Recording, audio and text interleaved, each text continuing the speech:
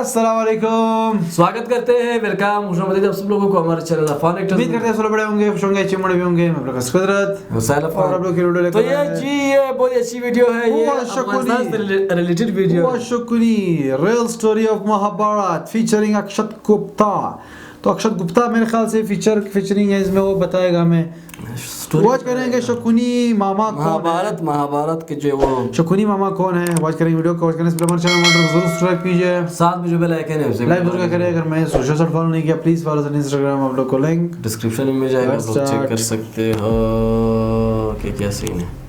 महाभारत होने के कई कारण रहे और उनमें से एक बहुत मेजर रीजन, एक बहुत बड़ा कारण रहा है शकुनी दुर्योधन का कान भरता था। शकुनी दुर्योधन को बरगलाता था। शकुनी वो था जिसके पासों में जो वो मांगता था वो आता था, और जिसके कारण पांडव वो बिसात हारे थे, जिसके कारण द्रौपदी का चीरहरण हुआ था। पर ये शकुनी ये सब ऐसा करता क्यों था? ये शकुनी ये सब क्यों कर रहा था? उसकी मंशा क्या थी? उसका हिडन एजेंडा क्या था? आज मैं आपको इसके बारे में बताने वाला हूँ। राज द चोजन ब्राइड। महाभारत का युद्ध शुरू होने के पहले बहुत कुछ ऐसी चीजें हुई हैं जो आपको और मुझे कम पता है। उनमें से ये एक प्रकरण है। तो हुआ ये था कि भीष्म पितामह धृतराष्ट्र के लिए सही वधू ढूंढ रहे थे, वाइफ ढूंढ रहे थे। और तब उनको पता चला गांधार नरेश के बारे में। कई लोगों का मानना है कि उस समय जो गांधार जो राज्य था उसी से निकला है कंधार जो अब अफगानिस्तान में पड़ता है। तो गांधार नरेश जो थे वो कईयों के मान्यता के हिसाब से आज के अफगानिस्तान के राजा होते थे, जिनको कहा जाता था गंधर्व नरेश। तो भीष्म पितामह पहुंचे गंधर्व नरेश के पास और उनसे कहा कि आपकी बेटी गांधारी का मैं हाथ मांगता हूँ कुरुवंश के राजा के लिए, जिनका नाम है धृतराष्ट्र। धृतराष्ट्र अंधे थे। गांधार नरेश बहुत ज्यादा चाहते नहीं थे, लेकिन ये राज्य बहुत छोटा था, इनकी क्षमता नहीं थी मना करने की। गांधार नरेश चुप रह गए। गांधारी और धृतराष्ट्र की शादी हो गई। मगर शादी के बाद भीष्म पितामह को एक ऐसी बात पता चली जो सुनने के बाद, जो पता करने के बाद उनको लगा कि उनके साथ धोखा हुआ है, बेट्रायल। वो बात ये थी कि गांधारी जो थी वो मांगलिक थी, और धृतराष्ट्र से शादी करने के पहले गांधारी की शादी एक बकरे से कराई गई थी, बकरे की बलि दी गई थी। ऐसा हिंदू समाज और हिंदू धर्म में माना जाता है। जिनका मंगल बहुत ज़्यादा भारी होता है उनके पति या उल्टा होगा तो पत्नी का देहांत हो सकता है। उसको टालने के लिए कभी पेड़ से, कभी नारियल से, कभी बकरे से पहली शादी करा दी जाती है और उसकी बलि दे दी जाती है, ताकि वो जो विपदा है भीष्म पितामह को पता चली तो भीष्म पितामह को लगा कि उनके साथ धोखा हुआ, उनसे ये इतनी बड़ी बात छिपाई गई।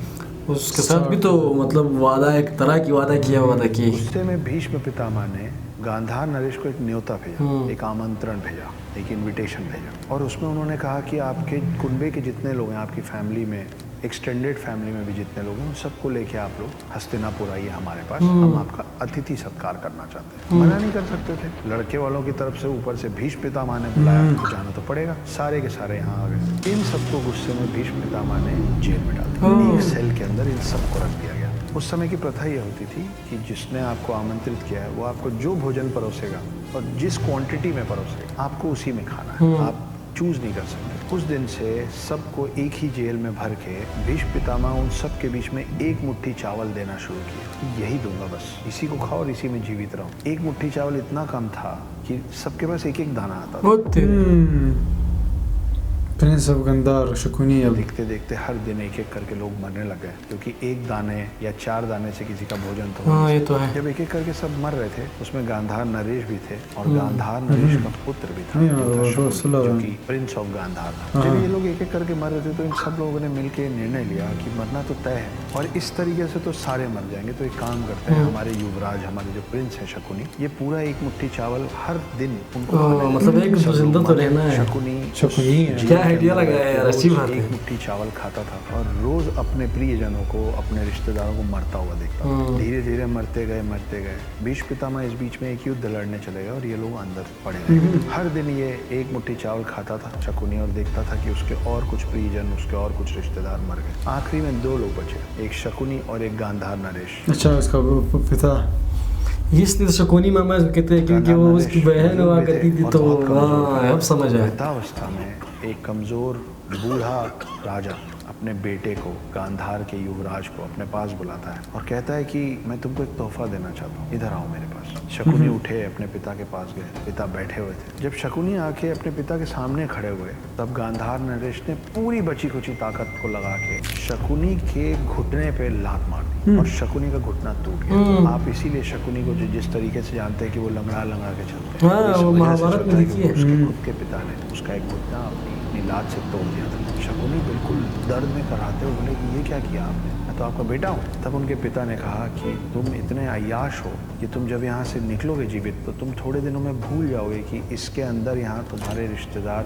ये तुम्हें याद दिलाएगा था क्या हुआ है, इसलिए मैंने तुम्हारा घुटना तोड़ दिया। तो क्या हमेशा याद रहे तुमको ये याद रहे कि यहाँ जो हुआ है उसका बदला लेने की जिम्मेदारी तुम्हारी है, क्योंकि वो एक मुट्ठी चावल हम सब मिलकर तुमको इसीलिए खिला रहे कि जब तुम यहाँ से निकलो तो कुरु वंश से, हस्तिनापुर से गांधार का बदला ले सको। और क्योंकि अब मैंने तुम्हारा घुटना तोड़ा है, तुमको अपाहिज बना दिया है, वही है कि पठान भी बदला नहीं छोड़ते हैं, वही गंधार से ही स्टोरी आई हुई है भाई। संस्कार मत करना, मेरी हड्डियों का पासा बनवा, और जब तुम वो पासा चलोगे तो तुम जो नंबर चाहोगे उस पासे में, जो अंक चाहोगे वो दोनों पासे मिला के उतने ही अंक उस पे रखेंगे। शकुनी ने ऐसे ही किया, इसलिए शकुनी जीवन भर लंगड़ा रहा था और उसके पास थे 2 पासे, जिसके कारण जो पूरी बिसात बिछी, वो जो जुआ खेला गया जिसमें पांडव सब कुछ हार गए, यहाँ तक कि द्रौपदी भी हार गए, उसमें उन्हीं पासों का उपयोग किया गया था। और ये सब कुछ शकुनी क्यों कर रहा था, दुर्योधन का कान भरने से लेकर और महाभारत जैसा युद्ध कराने तक, क्योंकि शकुनी भी था तो नहीं, सभी तो भी था, नफरत करता था, इतनी घृणा करता था कि उसने ये प्रण लिया था कि मैं पूरा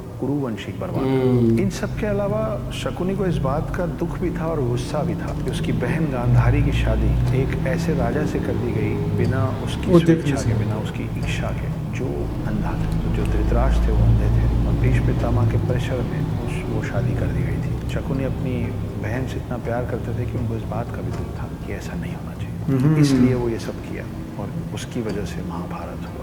ये शकुनी की कहानी है। तो ये जो कहावत है ना कि विनर्स राइट हिस्ट्री, तो अगर कौरवों का साइड जीत गया होता तो आज हम कृष्ण की जगह शायद शकुनी की गाथा पढ़ते। महाभारत के युद्ध के अंत में शकुनी आखिरी दिन तक जीवित था। वो इतना चतुर था कि हर बार मुकाबला करने वालों को चकमा देकर निकल जाता था। उसने भीष्म पितामह को उनके शरशैया पर गिरकर अपनी आखिरी सांस लेते देखा, गुरु द्रोणाचार्य का सिर धड़ से अलग होते देखा, कर्ण की अन्याय से मृत्यु, दुशासन के हाथ पैर उखाड़कर उसे क्रूरता से मारा जाना और कौरवों का विनाश, सब कुछ उसकी आंखों के सामने ही हुआ। लेकिन शकुनी मन ही मन में संतुष्ट था। उसने अपने पिता को दिया वचन पूरा कर लिया था। उसने कुरु वंश से बदला ले लिया था। कुरुक्षेत्र के युद्ध के 18वें दिन सहदेव ने शकुनी को युद्ध के मैदान में ललकारा। सहदेव 5 पांडवों में सबसे ज्ञानी थे। वो शकुनी के मन की बात जानते थे। वो ये भी जानते थे कि शकुनी ने ही कौरवों को पांडवों के खिलाफ भड़काकर युद्ध करवाया था, और इसीलिए सहदेव ने शकुनी को समझाने की भी बहुत कोशिश की कि अब वो जंग छोड़ दे, क्योंकि शकुनी ने जो चाहा वो हासिल कर लिया था। अब उसे गांधार लौटकर वहां राज करना चाहिए। उसी पल शकुनी के मन में पछतावा हुआ। वो सहदेव से खुलकर बात करने लगा, जैसे कोई बुजुर्ग अपनी जिंदगी भर की कहानी एक छोटे बच्चे को बताता है। अपने बचपन की दुखद यादें, धृतराष्ट्र के हाथों उसके परिवार को यातना देना, उसकी बहन का विवाह एक अंधे राजा से होना, भीम को जहर देना, लाक्षागृह का षड्यंत्र रचना और न जाने कितने अपराध जो शकुनी ने इस जन्म में किए थे, उसने वो सब सहदेव को बताया। उसने कहा वो अब और नहीं जी सकता और अब उसमें इस बोझ को उठाए रखने का साहस नहीं रहा। और फिर शकुनी ने सहदेव पर बाण चलाने शुरू कर दिए। शकुनी जानता था कि उसका समय आ गया है और आखिरकार सहदेव ने शकुनी का सर काटकर उसका अंत कर दिया। शकुनी ने अपना कर्तव्य, अपने पिता से किया हुआ वादा पूरा किया। इसी वजह से ऐसा माना जाता है कि इतने पापों के बाद भी मरने के बाद शकुनी को स्वर्ग प्राप्त हुआ। अगर आप महाभारत की ऐसे ही मतलब हमारे जन्नत कहते हैं। तो ये थी, उन्होंने अपना बदला ले लिया। जो एक चीज मैं कहूँगा, शायद आप लोग वो कर रहे हो, हमारे पठान में यही कहते हैं कि कुछ भी हो जाए हम लोग अपना बदला नहीं छोड़ते। पठान लोग बदला नहीं छोड़ते। तो यहाँ पे शकुनी भाई का आज थोड़ा अभी भी देखो इस वीडियो से थोड़ा वो पता चला महाभारत का केस की एक सिस्टर थी, वो शादी करेगी, फिर उसको मेहमान के तौर पर बुलाया गया, पूरी फैमिली कर दिया, फिर उसको बंद कर दिया, फिर एक दाना दे रहा था, फिर वो उसको लगा कि इससे तो सारे मर जाएंगे, एक बंदे को तो जिंदा रहना चाहिए। क्या प्लान बनाइए भाई, उसके बाद जो है फिर शकुनी जिंदा रहा, शकुनी जिंदा और रहा। शकुनी की टांग तोड़ दी। फिर उसको ये कहा कि ये सब कुछ याद रहेगा तुम्हें, तुम जब टांग देखोगे ना। यस यस यस तो कमाल की बहुत इंटरेस्टिंग स्टोरी है, लेकिन बहुत इंटरेस्टिंग स्टोरी थी अगर देखा जाए।